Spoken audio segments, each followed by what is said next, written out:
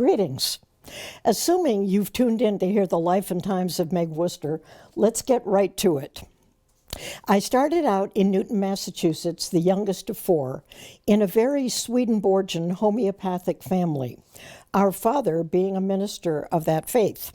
Since none of my friends ever heard of either of those, that set me off on a pretty weird path, especially since I was exempt at school from any shots. In fact, until my recent COVID vaccination, the only shot I can remember ever having was a tetanus shot when I was just a small child, and that I had because I stepped on a rusty nail.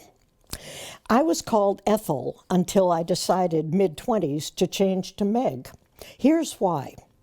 One of my brothers was Horace Jr., so he and Dad had become Big Horace and Little Horace, which he changed to Hod, much to Dad's dismay, because it sounded too much like Hot Rod.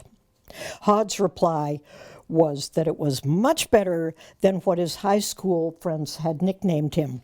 So, when I came along as Margaret Ethel, they figured they didn't want my mother to be Big Margaret, so they called me Ethel.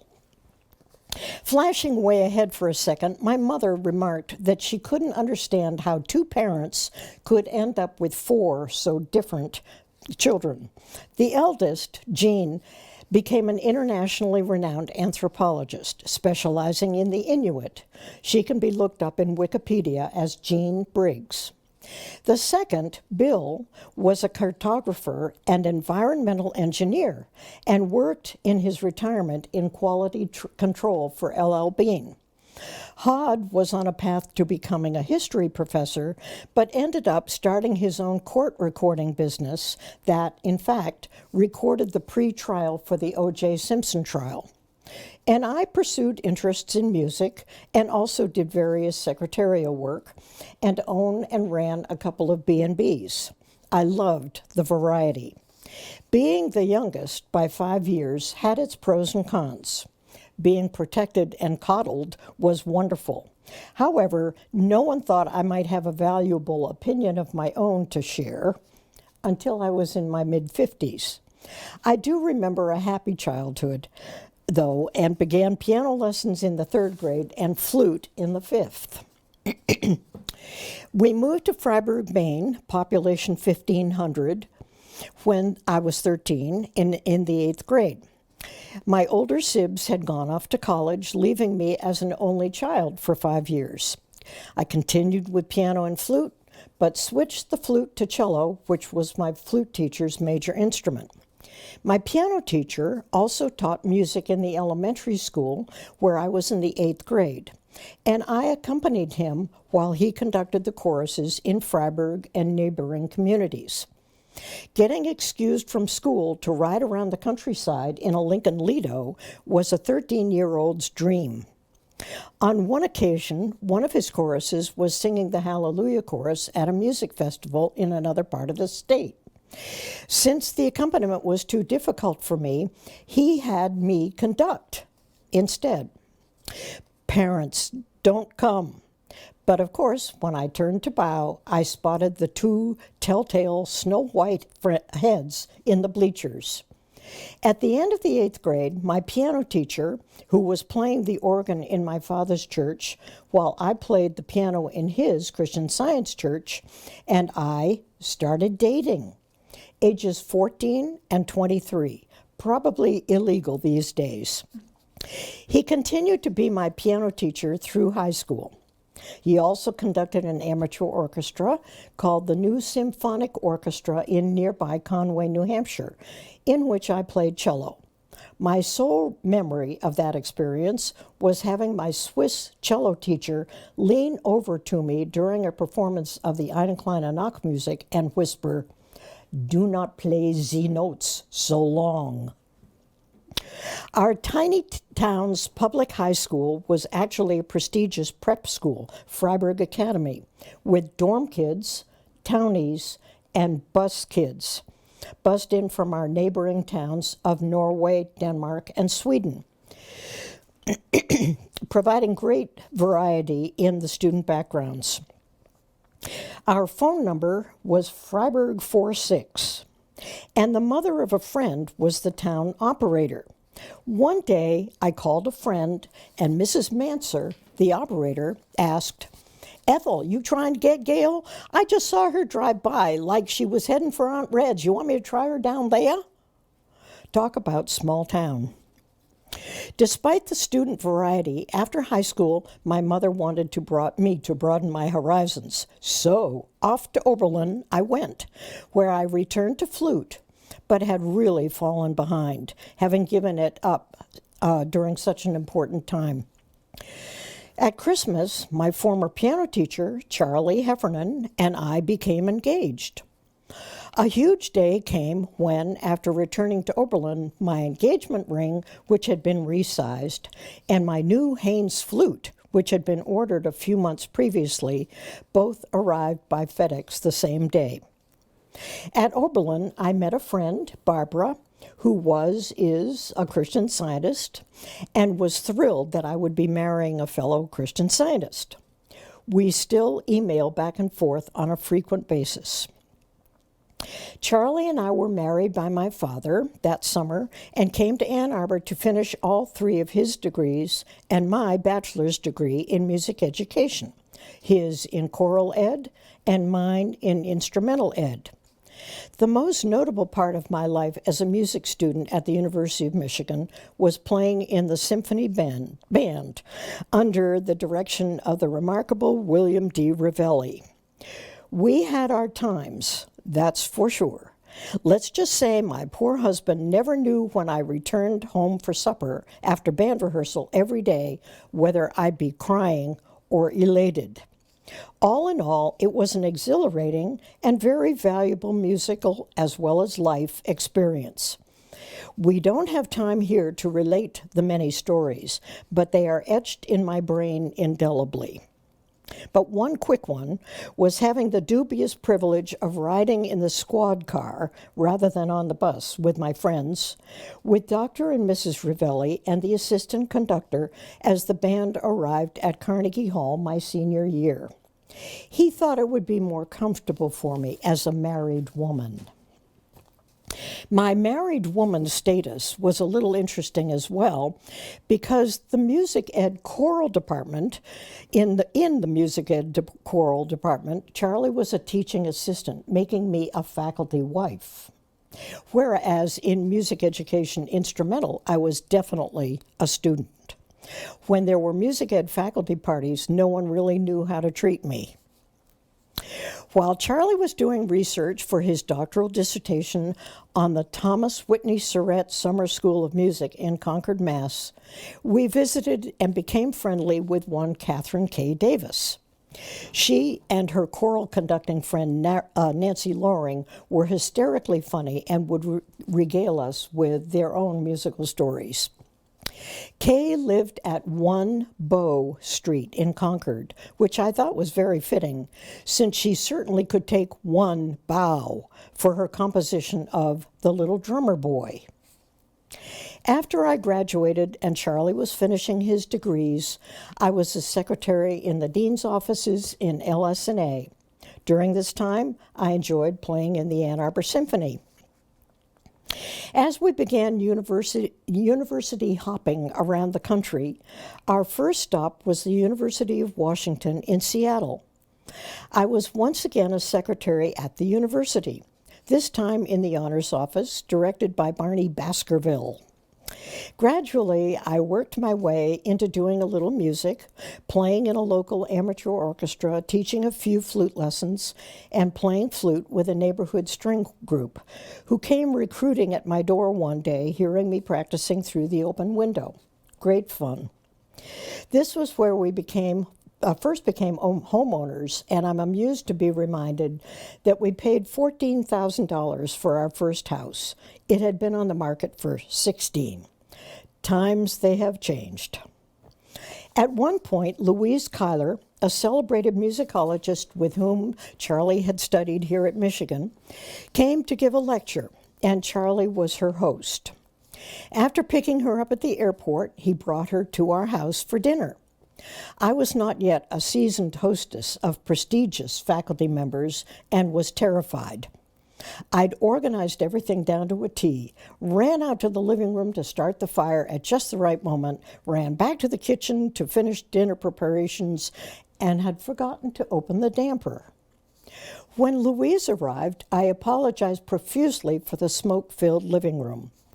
I was very grateful, but embarrassed, as she said, I don't, I don't notice a thing. We were much amused that Charlie had to make a screen for her hotel room because she was afraid of birds would fly in. No screens in Seattle because there were no bugs. Another of our cooking fiascos occurred when another faculty couple had come for dinner. A roast beef took longer than expected to cook, and then it inadvertently slipped to the floor. When we finally served dinner, we apologized for the delay, and our guest said, "Oh, that's all right, just as long as it didn't fall on the floor."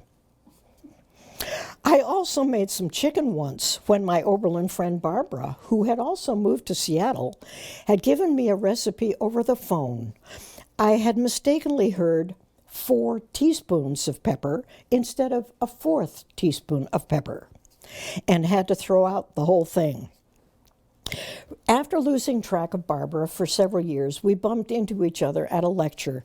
She said, she'd just been praying that she would meet somebody from her past because she was feeling lonely way out in Seattle. It ended up that our children were in the church nursery together, a long way from Oberlin. We renewed our great friendship and would sew and knit for each other's babies. My only other culinary catastrophe that I can remember was when we were still living at the corner of Packard and Hill. I was making a meatloaf that called for a clove of garlic, and I thought it meant a bulb of garlic. Whoops! Charlie said he could smell it as he was coming around the corner of State and Hill Streets. Back to Seattle. This is where our precious Priscilla was born. That would be the Glacier Hills Life Enrichment Coordinator, Priscilla Johnson. From the moment she took her first breath, she has been a Life Enrichment Coordinator. In fact, before she took her first breath, she enriched our lives in a huge way. Before she was born, as a 10-month baby, she was declared to be upside down. When the doctor, knowing that I was a Christian Scientist, warned me, I decided that maybe I should call a Christian Science practitioner for some help. We pulled someone out of the yellow pages just because we liked her name, and as she turned out to be a longtime friend, I was talking on the phone with her weekly when she was 103. The week after I was given the warning, the doctor asked me at my checkup what horrible things I'd heard about breech deliveries, and I said none.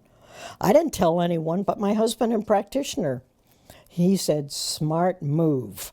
And when he checked me, he discovered Priscilla had righted herself and a normal and happy birth ensued. Shortly after she was born, we moved to Oakland University in Rochester, Michigan. I remember her watching her first snowflakes, standing stock still in the backyard in total awe, with her arms stretched out to her sides in a warm winter coat that Barbara had made for her. And then that summer, splashing in a baby pool. That's about all I remember of Rochester, except for the one day when I told her, Grandma, Grandpa, and Grandpiano were all going to arrive that day. I did play in the Pontiac Symphony, but our Rochester time went by in a flash, and then we were off to Arizona State University in the Tempe, Phoenix area. A very different climate, hot and dry, than we were accustomed to, where if you hung out your laundry on the clothesline, by the time you'd finished, you could start taking them in from the other end of the line. Our yard was on an irrigation system, so when the schedule said we were to turn on our faucet, we had to do it, day or night. If I remember correctly, our neighbors and we took turns turning on the main valve at the end of our alley as well. Not fun at 2 a.m. It was while living in Phoenix that we signed up for a 4-day Pikes Peak motorcycling tour out of Denver. Great fun to enter a highway with 200 other motorcycles. Police had to close down the highway to let us get on the road. Beautiful trip. We were also living there when 2 tornadoes collided in Paradise Valley, throwing trailers and horses into swimming pools. Total chaos. The authorities came by heaving sandbags at us so we could barricade our houses from being flooded. We also had black widows under our diving board that Charlie had to spray. It's very scary. One day, we saw Priscilla very excitedly and with great purpose running back and forth between our bedrooms. "Priscilla, what are you doing?" "Packing." "Why?" "We're going on a trip." "Really? Where are we going?" "To a motel." Knowing nothing at all about football, but wanting to be neighborly, we accepted an invitation to a Super Bowl party across the street. We were supposed to pick the winning score, and quite by accident, we did just that. We had left the party early, but when it was over, we heard them coming across the street to award us with a bottle of wine. Never mind that we were teetotalers and had already gone to bed. We met some marvelous friends who moved to Phoenix from Ann Arbor, introduced to us by fellow Ann Arbor church friends. Reed came to teach at ASU, as did Charlie, making Susie and me faculty wives. Our children were about the same ages, and so we often swam, played, and ate together. The girls took horseback riding lessons together. One time, the instructor had forgotten to close the gate. While Susie and I were observing from the bleachers, Priscilla, knowing she shouldn't spook the horse by shouting, very gently said, "Dan, my horse is leaving," as it walked into the desert sunset. She was maybe 6 or 7. Reed eventually gave up teaching and joined Susie's father's smugger business, but we are still in frequent email touch. Also, while living in Phoenix, Charlie and I took a 6-week motorcycle trip to the British Isles and the continent, leaving Priscilla with my parents in New Hampshire. We went to London first, bought a motorcycle there, the same kind we had at home, and staying in B&Bs that we'd found through church reading rooms, made our way up through Ireland and Scotland, passing Loch Ness in the pouring rain, no monster in sight, alas. The Blarney Stone, though we didn't stop to kiss it. And after church one evening, met Sir George Mann, who invited us over to their castle for a spot of tea. Lady Suzanne was away, but he entertained us royally and took us to his club for lunch the next day. He and Suzanne visited us in Toronto, as did 2 of our other hosts, British and German. In Germany, we attended the Wagner Festival and had such a good time, we wanted tickets for an extra performance. I was inside and Charlie was outside working the crowd. When I saw him trying to talk with someone in German, I ran out and asked, "Oh, did you find some tickets?" The guy he was talking with said, "Oh, you're kidding. You're American? We live in New Mexico," our neighboring state, no less. The Autobahn was downright frightening. A car passed at high speed, cutting in very close, and I could have flicked my finger and hit his trailer. Terrifying. When we were in Heidelberg on a bus one morning, we noticed an ad about a castle concert, but we couldn't figure out where it was taking place. We knew it would be that very evening, but that's all. When we came out of our restaurant after supper, though, we heard them tuning up, way above us, so we ran up the hill and were able to attend. In Switzerland, at the suggestion of a friend whose maiden name was Planalp, same spelling forwards and backwards, we found her ancestral home, Planalp, way up an Alp. We had to take a cog railway to reach it. All there was a pub. And when we walked in, dressed in our black leathers, mouths dropped open and you could hear a pin drop. She certainly came from a quaint ancestral home. After Phoenix, we moved to Toronto, where Priscilla had some wonderful musical experiences. She met her lifelong friend Angela. They ended up being each other's maids of honor. In the Scarborough Youth Orchestra, at about age 12, she sang in the Canadian Opera Children's Chorus and sang one of the lead roles in a Menotti children's opera called Chip and His Dog on TV. After a day of recording under the hot lights and in a heavy costume, she announced that when she grew up, she knew one thing she did not want to do, and that was be on TV. Another experience she had in Toronto was performing the part of 10-year-old honest Brigitte in a run of The Sound of Music with the Scarborough Music Theatre. She really had to work hard to keep up with her homework and all the rehearsals. Charlie conducted, and I played flute in the pit. Maria was the beautiful Elaine Sargas, who was also Priscilla's violin teacher and is now a friend here living in Ann Arbor. During one performance, Max was supposed to wonder how the children's father was going to feel when he returned from the honeymoon about the children's performing in the upcoming festival, but he forgot his lines. Priscilla jumped into the silence by asking, "Uncle Max, how do you think Father's going to feel about our singing in the festival?" Charlie and I just looked at each other and thought, wow, this kid is going to be a natural. After a year in the local public school, she attended Branksome Hall School for Girls in downtown Toronto, which meant a walk to the GO train, a transfer to another subway, then a bus, and another walk. But she loved it. At their Christmas concert, with an audience of approximately 5,000, she stood on a pedestal at the front of the church all by her little lonesome and played green sleeves. A talent scout in the audience invited her to join the Canadian Youth Symphony tour to Hawaii as one of the 3 youngest members.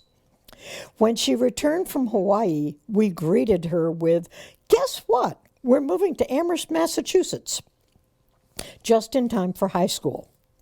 Soon after arriving in Amherst, we bumped into Ron Bell, who had been one of the trumpet players in the Michigan band with me, who said the other 2 trumpet players, Walter Chestnut and John Jenkins, who had played a trio with him in our senior year in Carnegie Hall, were also living in Amherst. I asked, "Where can I play?" And he replied, "The Pioneer Valley Symphony." And I did just that for 31 years. I also taught Ron's daughter for 9 years and found it an amazing experience to watch her blossom from a timid 3rd grader hanging onto her mother's purse as she arrived for her first lesson to an assured and confident young lady who gave talks about her trip to Russia and was a guide at the Plymouth plantation. Amherst was a very busy time. I was a secretary at Amherst College and then later for a financial planner who managed the finances for the originator of the Teenage Ninja Turtles, who autographed one of his pictures for my newly born granddaughter. I also taught many flute students, and it was there in Amherst that Charlie's and my thought processes took divergent paths. Our marriage eventually turning into a very friendly relationship which continues today, but I will spare you the details of that story. Around this time, when I was living in my own quarters and self-employed with typing papers, dissertations, books, etc., teaching lots of flute students, and entertaining B&B guests, I became interested, inspired by Harvey and Marilyn Diamond books, in eating a more vegan diet. This led down the road to my becoming the secretary for the American Natural Hygiene Society. I was periodically flown down to Florida, where I was thrilled to meet those organizers and presenters who knew and taught us the benefits of a clean diet. Lots of fun experiences that I don't have time to relate here. Also, between marriages, I met, through Charlie actually, a public school music teacher who became a dear friend and who needed someone to help her out, teaching instrumental classes, mainly flute. I found out in a hurry that one-on-one teaching of an instrument is much more productive than in a class setting. One fall, this friend, Joan, and I took a climbing trip in the White Mountains, climbing Mount Madison in the Presidential Range, and had an experience I could only describe as surreal. We were trying to get to the Lakes of the Clouds hut for lunch, but kept coming to yet another false summit. Suddenly, a totally otherworldly gentleman appeared between two cairns and reminded us that the huts were closed after Labor Day, saving us an extra mile of freezing temperatures above tree line. So we huddled in amongst the boulders and quickly ate our lunch. I remember Joan saying, "I'll give us 10 minutes," and then we headed back down the mountain. After a few years, Eddie and I, who had been Pioneer Valley Symphony buddies, became butter buddies and were married in 1989, moving to nearby Deerfield, a town famous for its academy, as well as for its history. A section of the town known as Historic Deerfield offered leaf-peeping bus tours, a museum, tours of 17th century houses, and they even filmed Little Women there with Susan Sarandon. We lived about a mile from historic Deerfield up a hill with a view of the Berkshire foothills and overlooking the Pioneer Valley. Eddie was a retired owner of a business that manufactured hollow metal doors for schools, etc., throughout New England. He was an avid golfer, skier, woodworker, an amateur oboe player, and a Norwegophile. He designed our house with Scandinavian architecture in mind, and in the 50s and 60s built a chalet on the side of a ski slope in Vermont. He was an amazing craftsman and built some of the furniture for our house, built-in bookcases, bureaus, and cabinets. We were married over 20 years, and during that time took at least 6 trips to Norway, where he had lived for 6 months after the war. On our trips, which he meticulously arranged himself, we visited friends he knew from living there. They also visited us in the States. When we were in Norway, we heard the Oslo Symphony, watched the midnight sun, and I walked with one of our friends on the night of their famous Sankt Hans, or St. John, celebration of midsummer, the longest day of the year. And in Bergen, we bumped into my tax accountant from Amherst. Small world. At one point, Eddie passed along his Vermont chalet to his son, Chris. Yep, he had one son, Chris, and I had one daughter, Pris. Who would have thunk it?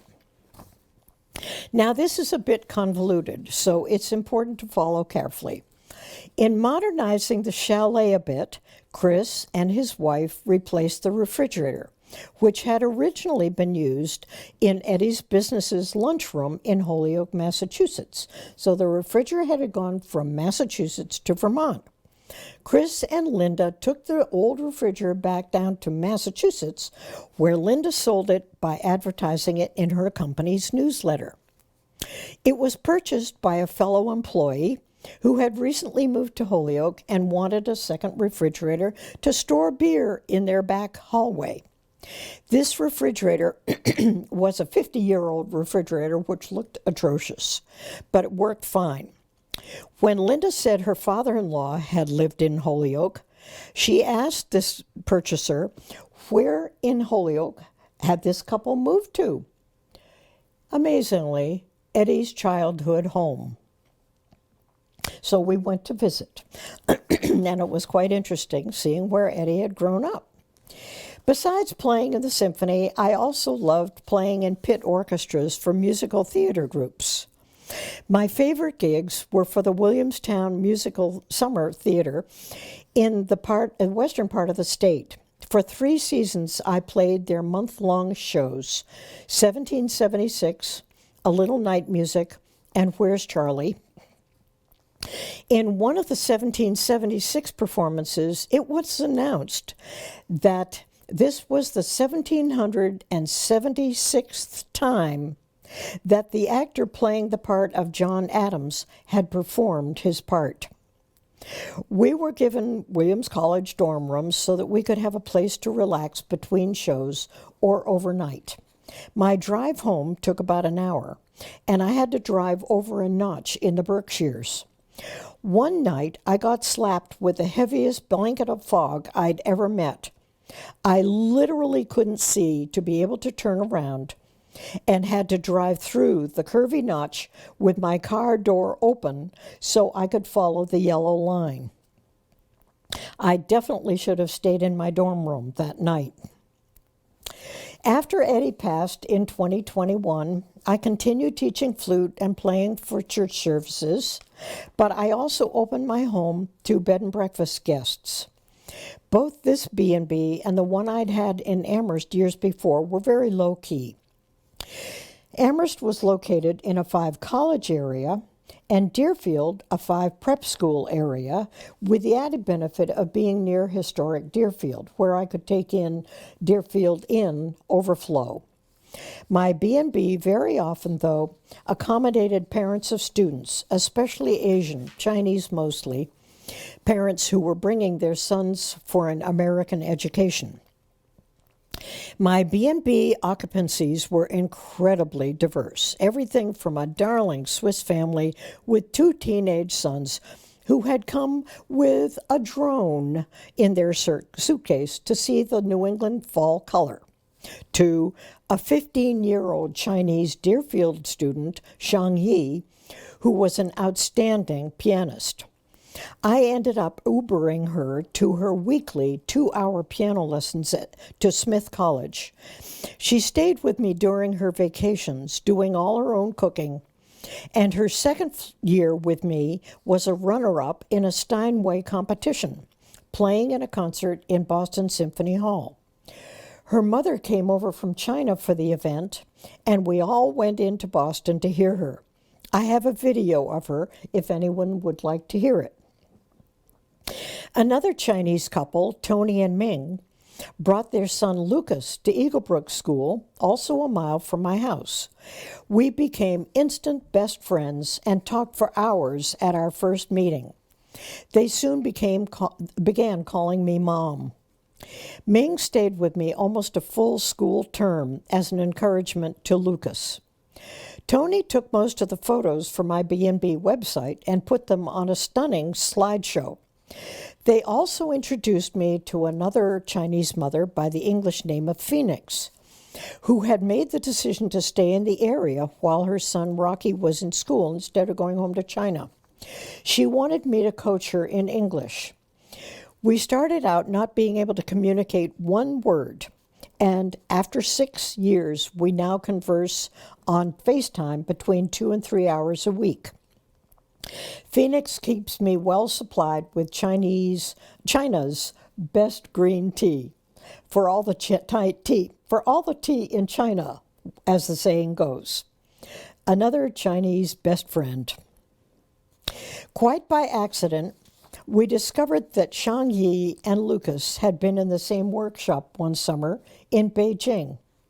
Their visits occasionally overlapped at the B&B, but when that happened, I had to take Shang Yi down to the academy to use their pianos because Lucas couldn't concentrate on his work while she was practicing 8 hours a day. My time as a B&B hostess was a real high point in my career, with guests coming from all corners of the globe, including Cuba, Thailand, Mexico City, Japan, Germany, Ireland, and a family of 5 from Saudi Arabia who were with me for a week. I fell in love with their little son, Asuzi, age 3. They would go off for a day trip, and he kept asking, "When are we going back to Meg's?" Most of my guests and I would love to swap stories. One of their favorites was hearing that I had taught flute to the son of a famous glassblower, Josh Simpson, and his wife, Katie Coleman, an astronaut, who stood in my living room once and calmly described to me her 3 returns to Earth from the International Space Station. Then I'd show my guests a YouTube of her playing a duet with Jethro Tull's Ian Anderson while she was in space and he was on Earth. You can see the duet yourself, if interested, by Googling flute space duet. One final story that I love to relate. Charlie, Priscilla's father, wrote a book when Priscilla was just a baby called Teaching Children to Read Music, a copy of which he inscribed and gave to his former landlady in Freiburg. When she and her husband downsized, they sent their books to Amazon. 5 or 6 years ago, one of Charlie's friends in Amherst, where he still lives, decided to go back to school and was asked to obtain a copy of that book for one of her classes, which she did through Amazon. And the very copy that Charlie had inscribed for his landlady, those, 50 years ago, arrived. Of course, she gave it to Charlie and got another less sentimental copy for herself. Charlie, in turn, gave the inscribed copy to Priscilla as a special birthday gift. Having been students here in Ann Arbor years ago, with Priscilla's family well settled here, and with her actually being on the Glacier Hills staff, there was no question in my mind that I wanted to come here in my later years. When I got tired of raking the snow off my roof in Deerfield, that time came. And after being a Nexus member for 20 months, I happily and most miraculously sold my home in the dead of winter in a bad real estate market to someone who had just happened to find my house by joyriding up my dead-end road, even before the house was on the market. How he discovered that it became on the market was his miracle to tell. I have no idea. But it was certainly meant to be. Friends helped me weed out the crawl space, downsize, pack up 40 boxes. Movers packed up the truck in sub-freezing temperatures. Priscilla and Dan flew out to help me drive back my car. And 2 years ago, I moved into a gorgeous mansion with lovely living room spaces, beautiful dining room, heated garage, a first for me, and delightful, friendly staff, with a personal living space fit for a queen. I have more friends and playmates than I've ever had in my life, and I'm incredibly grateful every day.